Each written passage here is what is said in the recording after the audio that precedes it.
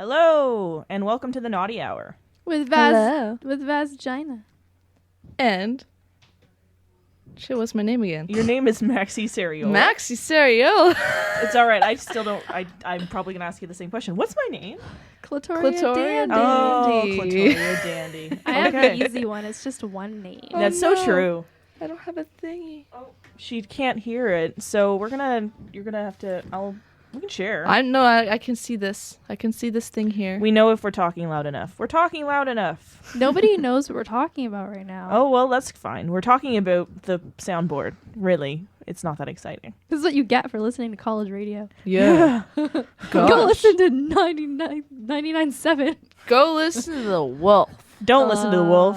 We're talking about sex. You want to listen to this. Sex. So much better. Sex. But if you're in the Wolf, it'd be like, oh, they do that. That's so true. Well, here at Trent Radio and on the Naughty Hour, we meow. And we, But enough about us. more about you. More about you, yeah. No sex. So today, our show, we're going to do a few things. We're going to talk. What are we going to do? Well, we're starting to talk about men today. There's three women in the booth. Love men. We do like men here. We love men. We love. There's men we love. There are men we love. That's true. I agree. And we're talking about their sexuality and how it's been portrayed in history and today. So we're going to educate you some. Yeah. Last week we did the modern history of the female sex drive. Last week we did women. This week we're doing men. We like to switch it up here. We are switch hitters. So maybe we'll do a show where we do them at the same time. I'm pretty sure we're actually set to do a show where Probably. we're doing both at the same time. That makes complete sense. So we start every single show with a news article. However, I have not loaded that up yet. I'm a failure of a host. But we can give you the context. So give you context. Yeah. You describe what happened, then I have something to say because I was absent. Okay, go ahead. She's oh God. Vazgina, hit it. Prepare yourselves. I'll hit it, baby. I'll hit it. No, so the news story of why we need sex positivity was a 15-year-old girl was at the airport and a TSA officer completely shamed her. And first she wasn't wearing anything risky. She was wearing a tank top and jeans. No, it was leggings, but nothing. It was when tights without. Oh, anything, right. I just hate tights. that. Okay, as an aside, I actually hate that look because it looks lazy. But there's nothing inherently wrong. There's with nothing that wrong look. with that look. It's just leggings and a tank top. Mm-hmm. So, she wasn't being overtly sexual. And even if she was, still the comment would be unwarranted. So the TSA officer was basically like, what are you wearing? And you need to cover yourself up, and just got in her face about it. And this is a person who is in a position of authority, who has the right to detain you, to strip search you, to do all these things, and he's being all aggressive and and it's kind of creepy that he even was thinking of her in a sexual way to begin with. Mm-hmm. It's a 15-year-old girl. While teenagers are hot, it's still kind of why would you vocalize that? It's a little weird. But I noticed you were looking rather sexy, you 15-year-old. Please cover yourself up. I'm ashamed of my own sexuality right now. Yeah. Ooh, he said, quote, "You're only 15. Cover yourself," in a hostile tone, apparently. Ooh. Yeah. So she was really upset, this girl, which of course, Makes sense. it's you're harassed. It's abusive. Also, I remember being 15 and wearing not a lot of clothes, but it wasn't to be sexual. It's just kind of the style. You're not really thinking of in terms like that. So for someone to then tell you that that's how it is, it can be kind of shocking and make you feel kind of gross really and objectified. Yeah. So what she did though is she texted her dad, which I thought was super awesome. Yeah, cute. She's her father. And then one of my favorite online magazines called The Good Men Project. Mm-hmm. If you haven't looked it up, you should. It's so good. Most of the articles are written by men. If a woman writes, it has to be about men.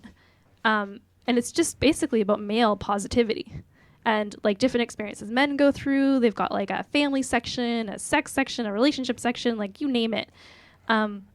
Very, very cool. I actually did an interview for them a while back about porn star James Dean.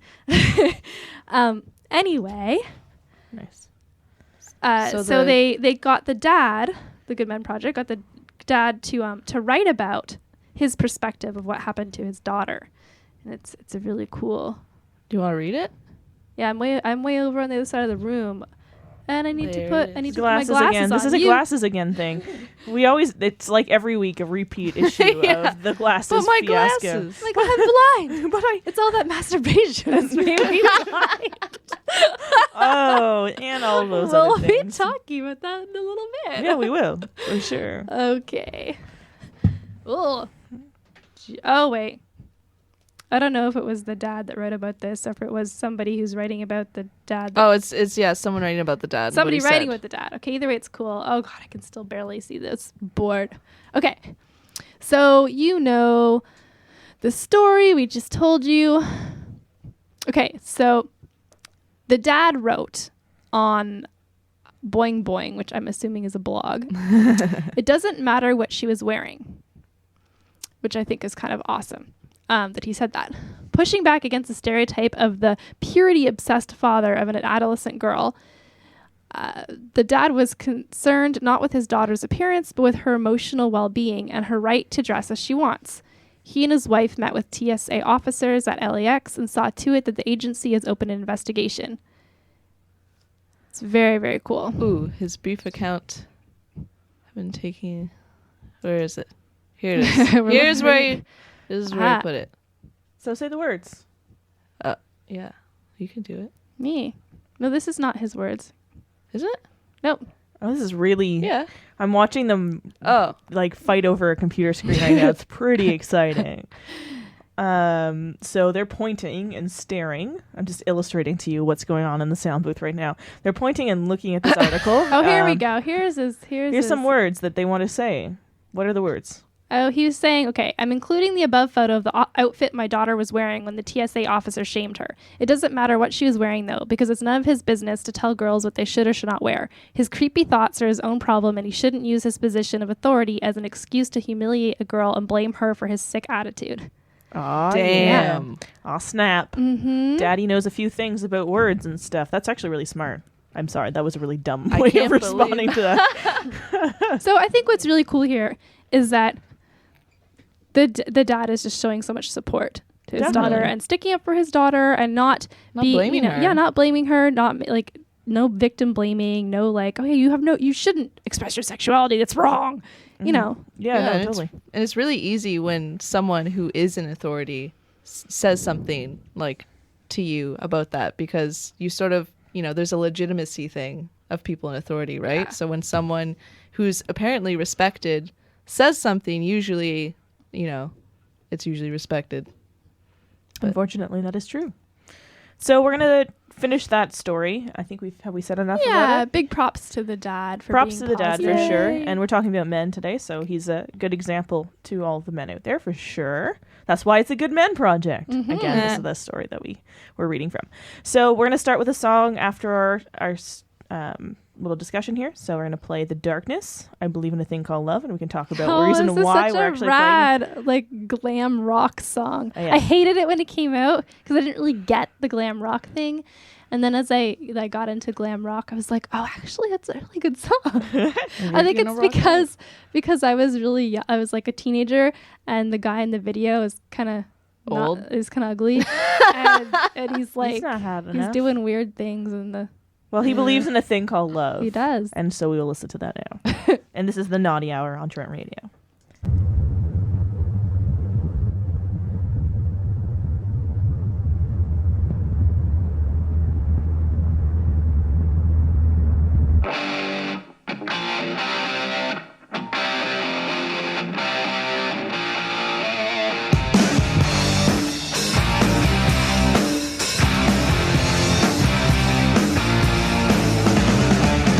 Can't explain all the feelings that you're making me feel.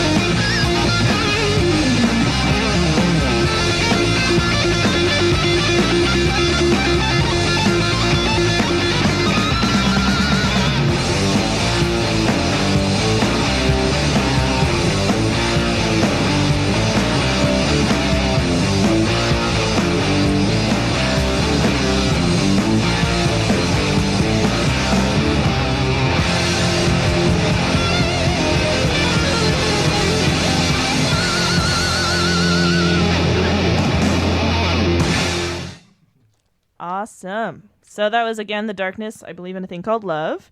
This is the Naughty Hour on Trent Radio. Hello, welcome back. We have a guest star. We have a guest star right now. It's BB. It's BB. He's returned. Hi, BB. Hi, BB. So, Get closer to the mic, BB. You want to get too close to me? that's understandable. Is this good? This is good. I can hear you. So BB, if you weren't around, because it actually, unfortunately, the last time BB was on the show was for our BDSM show, which did not get recorded on the logger. Wah, wah. So you would actually have to have only listened to it live. Ooh. Live and in person. So this is a repeat. Hopefully he's not a jinx on the show, and we can actually hear his voice over and over again if we need to later. I'm curious to hear BB's opinion about what we're about to talk about. I'm also curious. He's not sure what his opinion is quite yet. So what we're talking about today, if you weren't listening to us before, is men's sexuality and the idea that over time, the idea of men and sex has changed, essentially. Yeah, so the modern history of the male sex drive. Exactly. So do you have any opinions, BB, on men and male sex drives that you may want to share with the viewers? Like, as a man, because none of us are, except for you, what do you think is the perception or the idea of pop culture that's been enforced on you? Like, what's your idea of sex? That's a really deep question. I'm sorry. Well, for me, yes, we can hear you now, people. okay. Well, in pop culture, you see sex everywhere. Like, Hollywood couples are always together, expressing their sexualities and whatnot. And to me, it just seems like there's a lot of pressure on yourself to try to find the one person you actually can express your sexuality with. And so, for me, it's just about, just letting go of that to an extent in order to just I recognize that some people want to express their sexuality, and that's great. But I feel like just because they want to do that, I don't have to necessarily do that myself. No, that's a good point. Yeah. For sure. So, what was I asking? Well, do you think that men face pressure to be sexual? Do you think that they're stereotyped as being sexual, and if they're not expressing sexuality, do you think that that's almost like a looked down upon? Yeah, I do actually. I feel like I actually had this one friend who was very sexually interested, I guess, and she was always asking me questions about what's my type and what kind of things I want to do, and then getting it on and stuff, and Let's get it on. and I feel like that's the only thing she wanted to talk about, and it's well, I kind of feel pressure to actually have a response to that.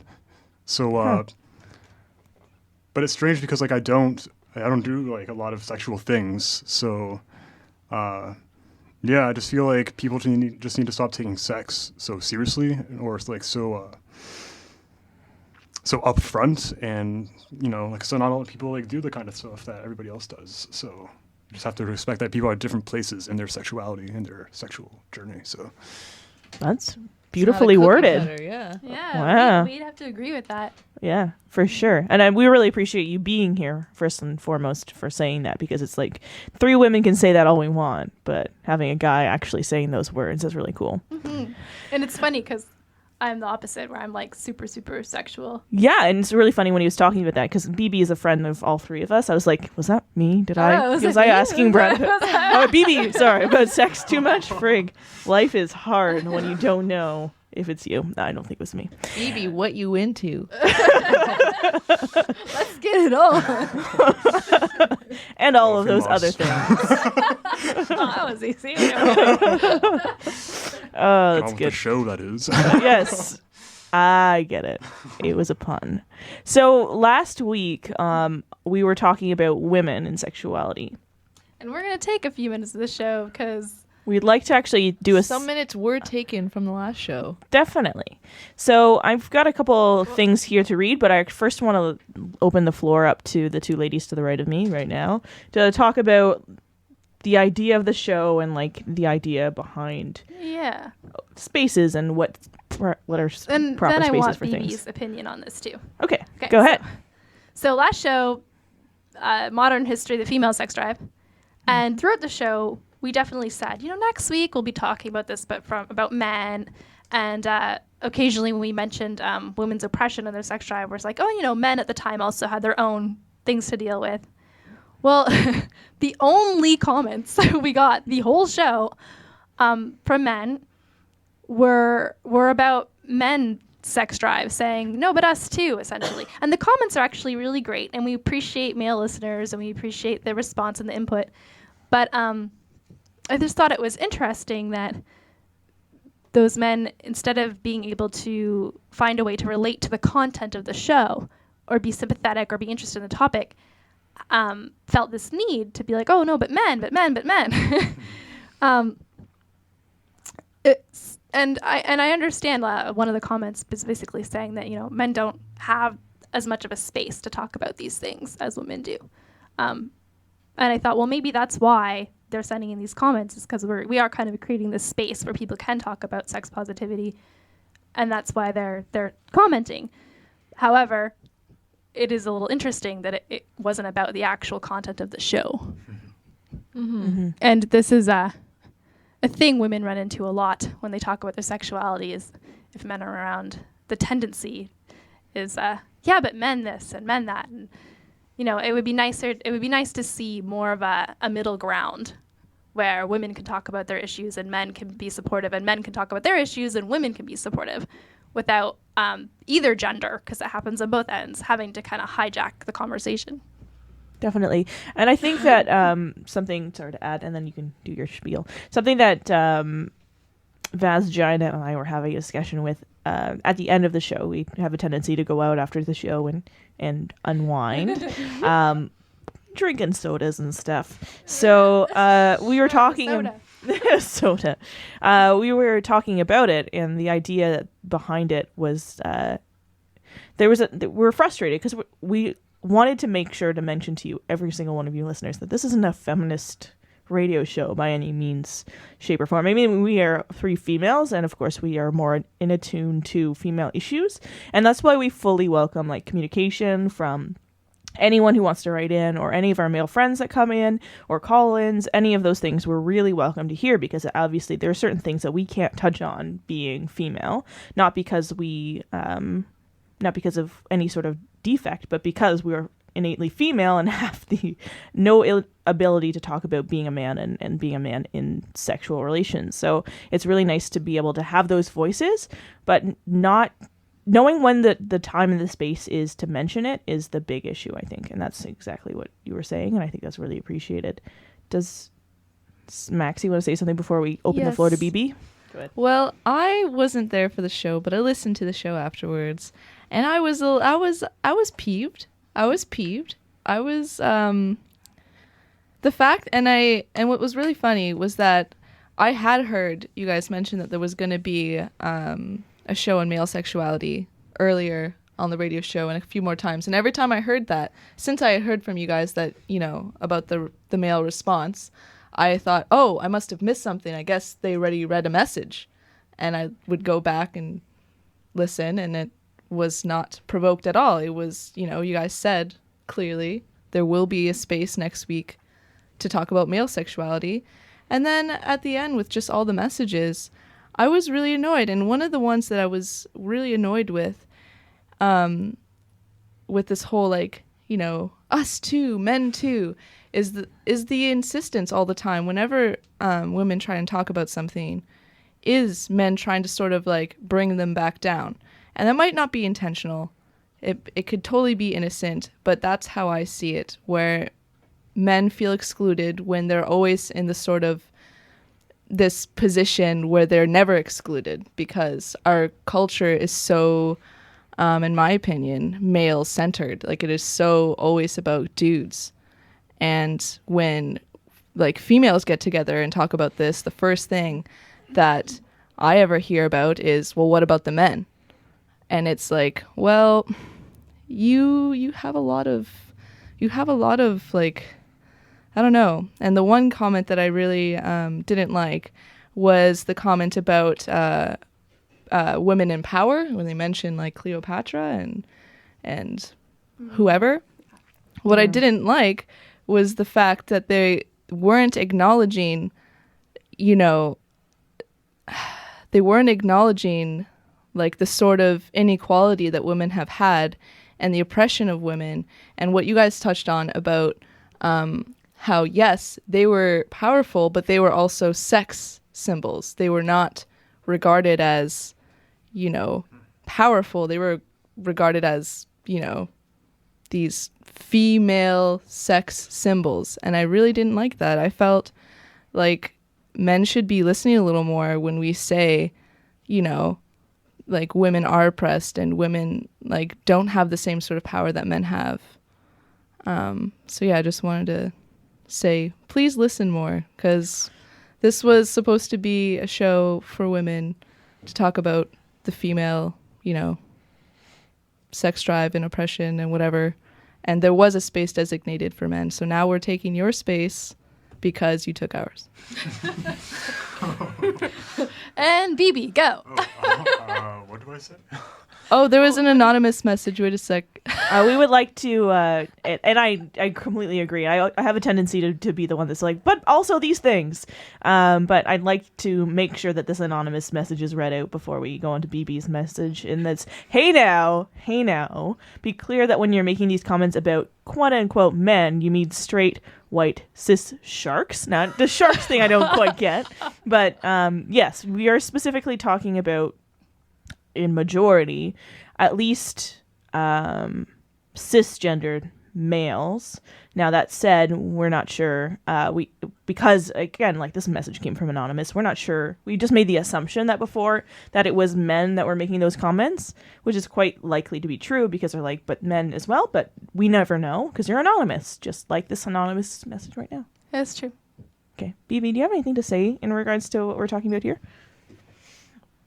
I'm sorry, I didn't set that up very well for you. BB, hey, do you have any opinions in regards to... How about do you think that part of this which is what I'm thinking, is because maybe men aren't having conversations around their sexuality, that it's not a thing men do? I mean, I don't know how men are when I'm not around, so. Is this like with respect to these comments that have arisen? Yeah, I feel like men do need a space to talk about their sexuality more openly, because there's so many assumptions out there regarding men's sexuality, and I think men just kind of like take those assumptions and think, oh, I have to live up to these certain expectations in order to become a man. So yeah, if they have like a space to talk about like different preferences, say, or different things that the men like to do when they're with their partner, that may be a good space to create so that people don't just take these assumptions so seriously and say, this is how you have to be when you're being sexual and always doing these things. So yeah, and just having a space that's open for that would be great. You would like the Good Men Project. She's pitching it to everybody today, it seems. It's so good. It's nice. Exactly that kind of space that it seems like a lot of men are wanting, and the online zine is has a good solid fan base, and the articles are widely read, and for a reason, because it's a place where men could say, hey, I'm not part of that stereotype, I'm actually this, and we're not just we're not all a homogenous entity. We all have different sex drives and different opinions and things. So speaking on that topic, I'm going to play a new song. Hooray! It's kind of similar to a topic. I love when that happens. So this song is actually a cover version of Jermaine Stewart's song "We Don't Have to Take Our Clothes Off." It's a romance song. It's done by the Cuban Brothers, is the version that we're going to play right now. And it's essentially a song about how it's okay to have a relationship with somebody and just want to talk sometimes. It's romantic, I know. So we're going to play that now for you. And again, this is the Naughty Hour on Trent Radio. And thank you for listening. Hey, baby. Slow down a little bit. Wow. Just give it a little bit more time, let's enjoy each other here tonight. Come on. Chill out. Chill out. Chill out.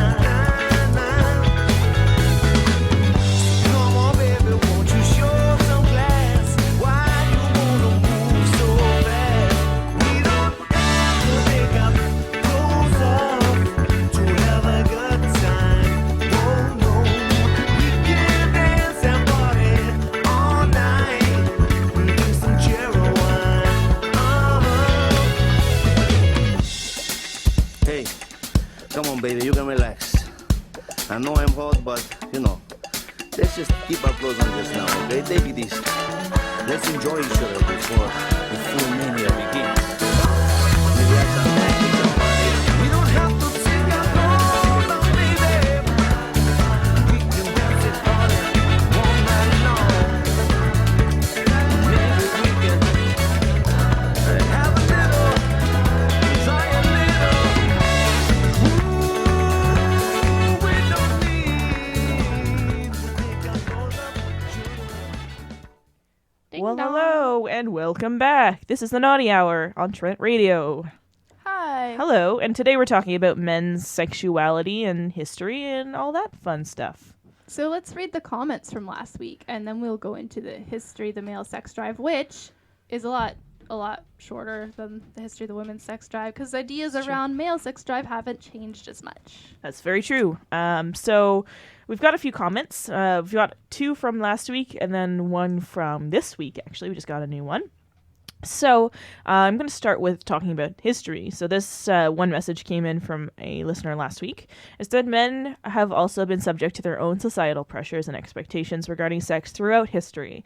The idea of being a quote-unquote gentleman in the 19th century, which was ultimately a revival of older notions of chivalry, problematized what men could and could not do as acceptable behavior. Sex has posed problems for both sexes in every historical period.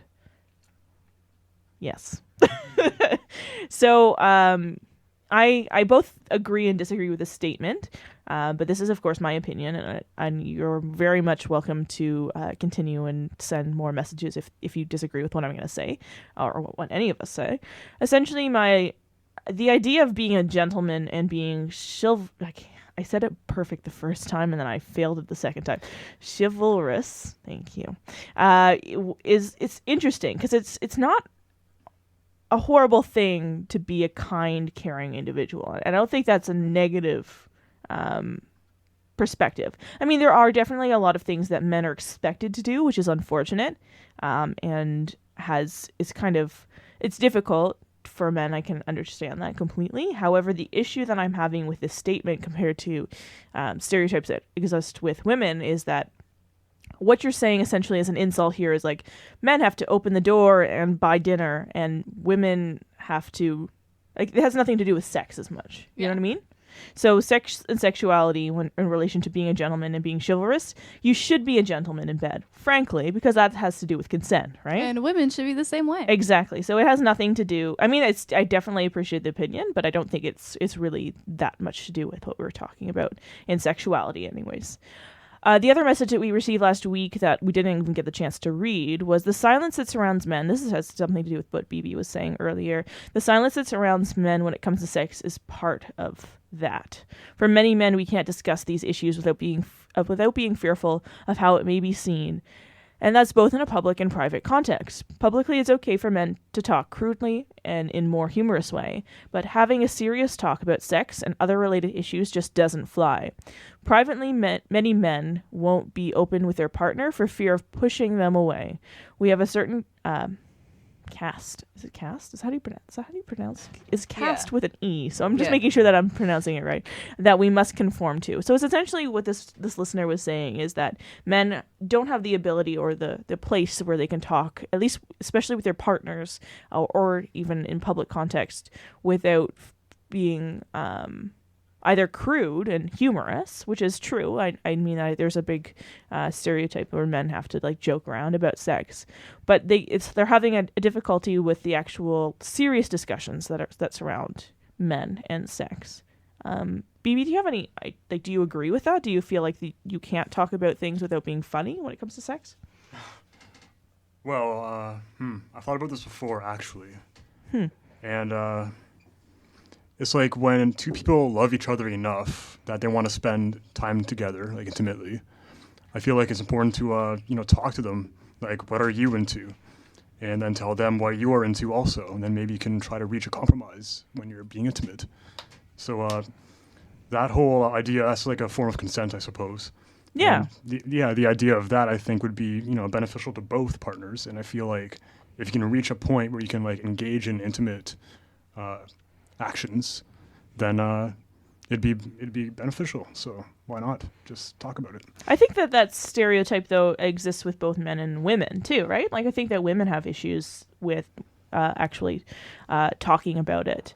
Yeah, because there's this idea that if you're sexual, that you're automatically a slut, and you don't want to appear too easy because then the guy won't want you.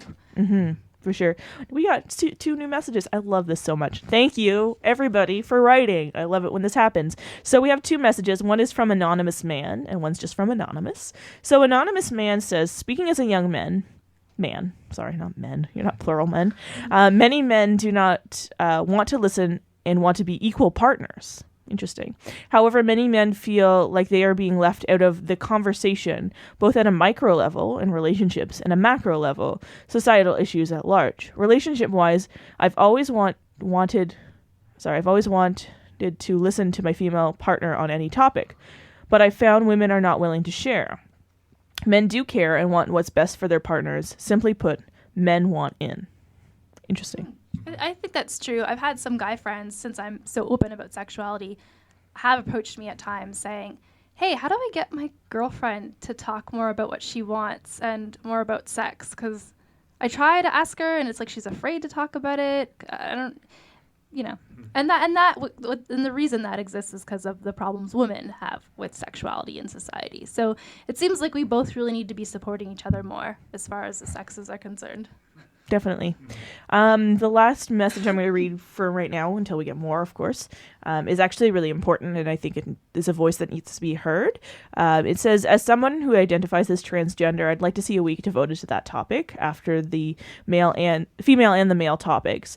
Also, I don't believe that sexual repression falls into the theme of sex positivity this show is trying to achieve. Okay, so I'm going to address, because it's two different distinct messages that I definitely think that we need to address. First of all, thank you very much for, feeling comfortable enough to just talk about that and say that we need to talk about it, because we did mention it last week during the female show that we do want to talk about transgender issues when it comes to, in general. Like, we would love to do a show specifically on it. However, right now, we just need to be able to accumulate resources. So we'll definitely look into trying to do that as soon as possible. Because just the same way that we had to find, we felt that we needed to find a male voice for this specific week, it's going to be difficult for us to be able to find and accumulate all the voices so that we can represent transgender people in the best and most positive way that we can. For the second message, the idea that sexual repression does not fall into the theme of sex positivity. I'm going to say that yes and no. I mean, repression in itself is not a positive thing, and we're trying to. I think that the main issue here, and the main reason why we're talking about repression in general, is just so that we can abolish the myths, maybe, and move forward from the points where we are all at collectively. Because, I mean, these concepts are in the media and everything like that as well. Also, a part of moving forward is understanding the past. For sure. And understanding why there is a need for sex positivity. So that's what, like, kind of the purpose of this week and last week's shows are. So that said, hooray! Let's go into some of the history. Awesome. So, well, women's sexuality has kind of had this interesting progression over the last 200 years. Men's has only kind of recently started to change. The perception of men's sex drive has only recently started to change, and that for most of our history, modern history, there's this view that men are highly sexual, and that they, to the point where they can not even control themselves, and that sometimes their sexuality is equated with aggression. Mm-hmm. This was used to justify wars. This was used to let rapists off the hook because, it wasn't his fault because he couldn't control himself. This is still a present argument with women. You have to watch how you dress because, the reason men rape is because men's sexuality. They just can't help but rape you because men are just stupid and can't help but rape you because their sex drives are so high, which is horrible. Like, that's the worst. I feel bad that men have that stereotype forced upon them. Definitely. BB? Statistics. Do you have any ideas in relation to that, BB? I'd just like to say that is false. Yeah, I think so too.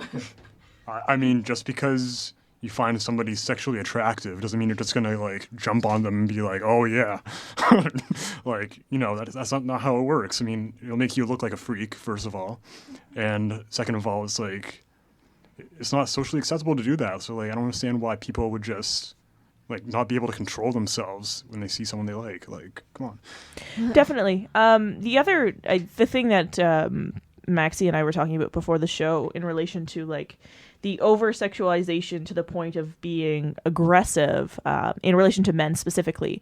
And I'm saying men specifically for reasons, so just bear with me while I'm making this statement, is that there's a big and unfortunate idea within our society that gay men specifically are over-sexualized to the point that they feel like they need to, quote unquote pounce on straight men, which is like it's a frustrating concept as somebody who has nothing to do with specifically not nothing but no sexual relation with gay men in itself. It's frustrating for me as like someone who's standing back from it. So it's really, I'm sure, frustrating within the community of gay men.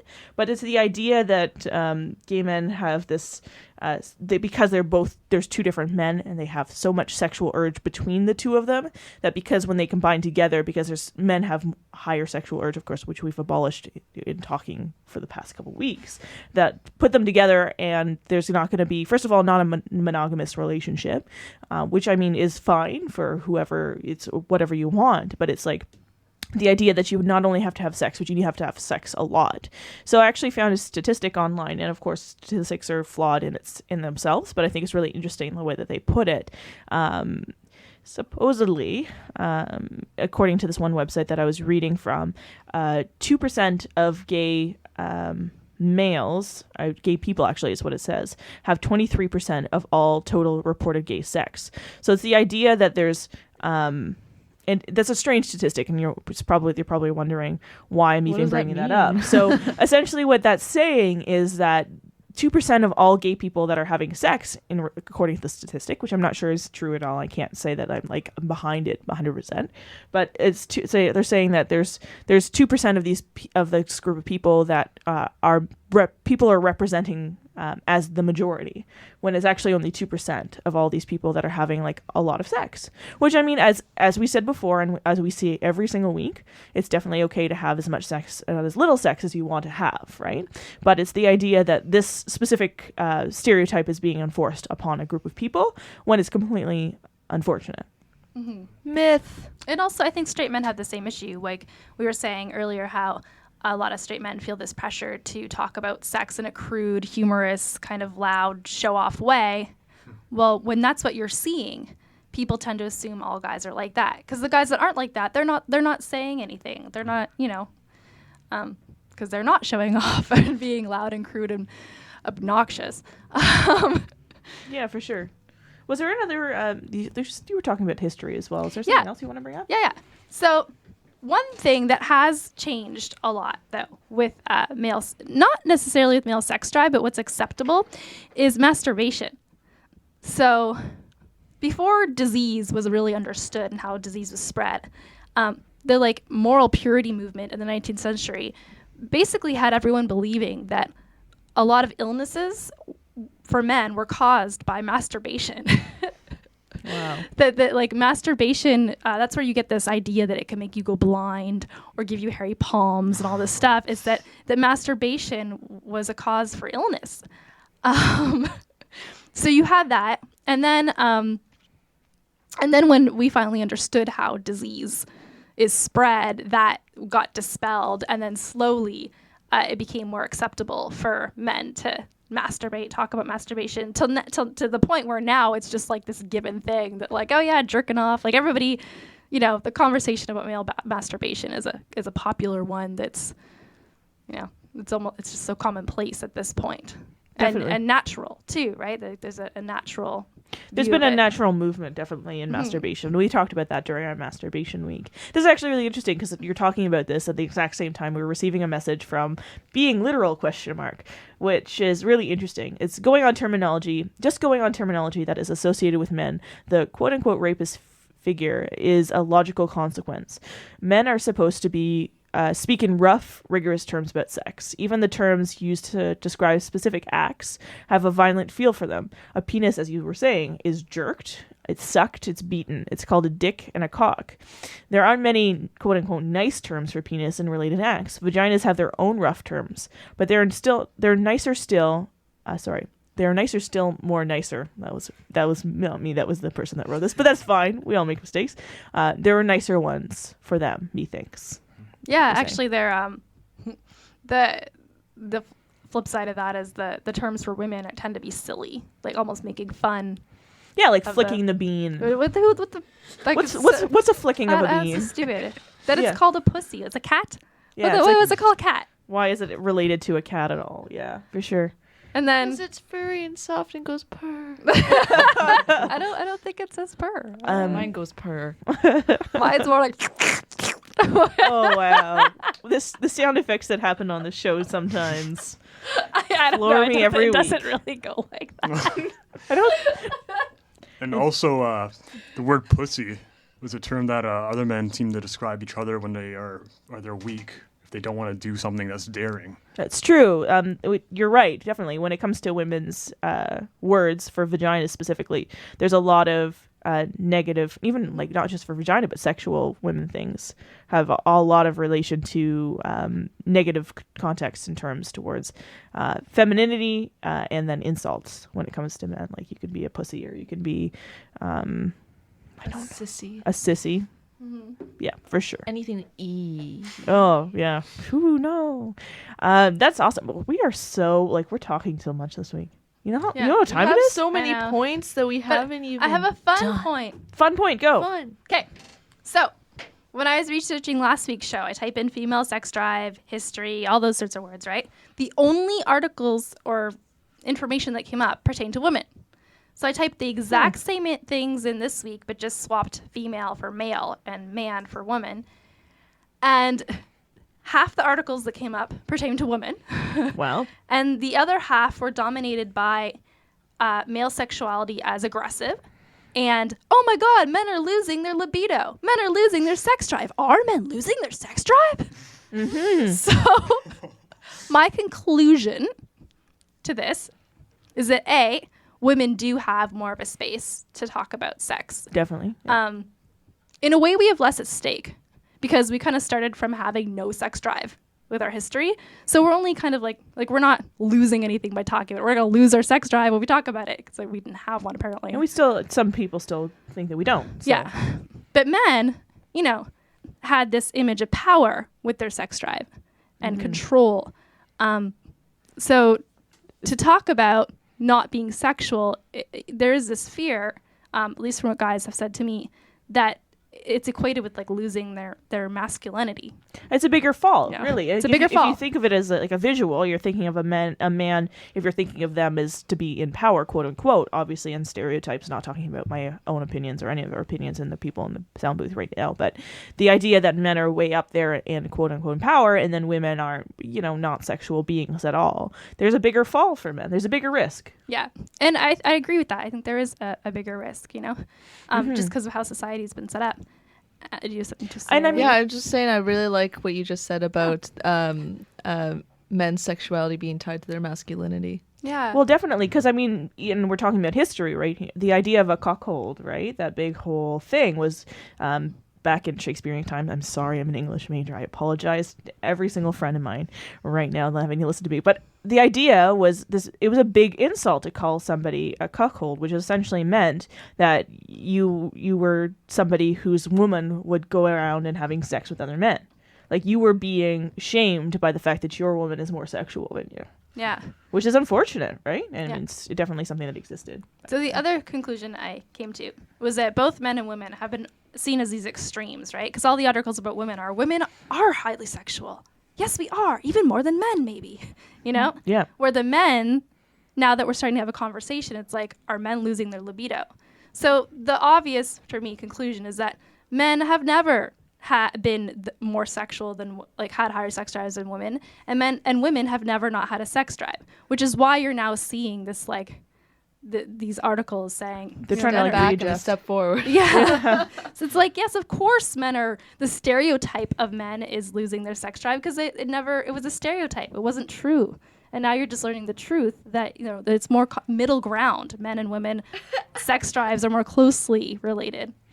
Okay, so this is really funny. It's a good way to wrap up the show. I love you Being literal question mark again has written into us. This is really funny. Thank you, being literal. I have no idea who you are. You're mysterious and beautiful at the same time. The penis in many ways is only used. It is utilized for a specific end and is quickly forgotten when the end is met. Vaginas, in contrast, are worshipped in sex. Don't put that pussy on a pedestal is a quote from a famous movie that I love. Vaginas are meant to be satisfied. A penis can fail at that end, but a vagina is never at fault. And we wonder why men feel as angry as they do. Can't we all just get along? Can I request a song? R. Kelly's Bump and Grind. Can we all get along with that? I'm being literal. We actually have a song that's actually lined up right now, but That was also requested. That is also requested first. Yeah. Yeah. But I'm gonna literally write this down on a sticky note for being literal because that was a beautiful message and really funny at the same time. And we're gonna play that song. What the heck is this song's name? And then we'll play R. Kelly's Bump and Grind for you sometime in the next couple of weeks, I'm sure. Does BB want to weigh in on anything as a closing? Before we leave, thank you firstly for being here. Yeah, thanks for having me.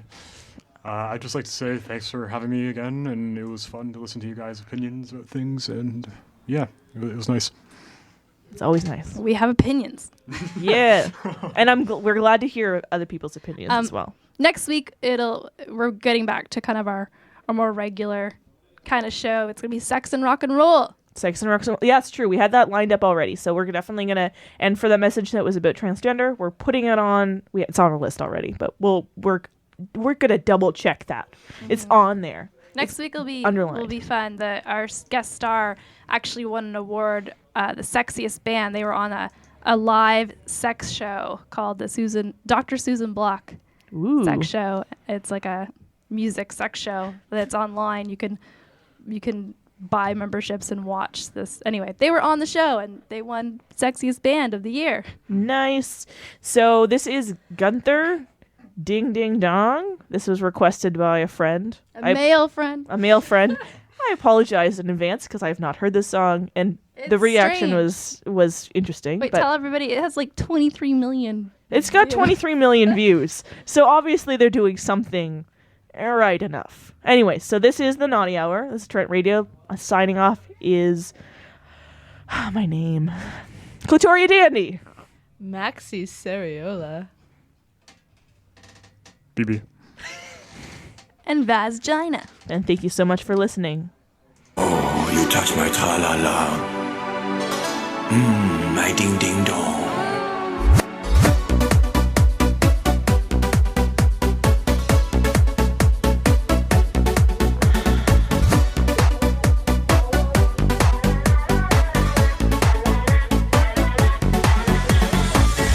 Oh, you touch my tra-la-la.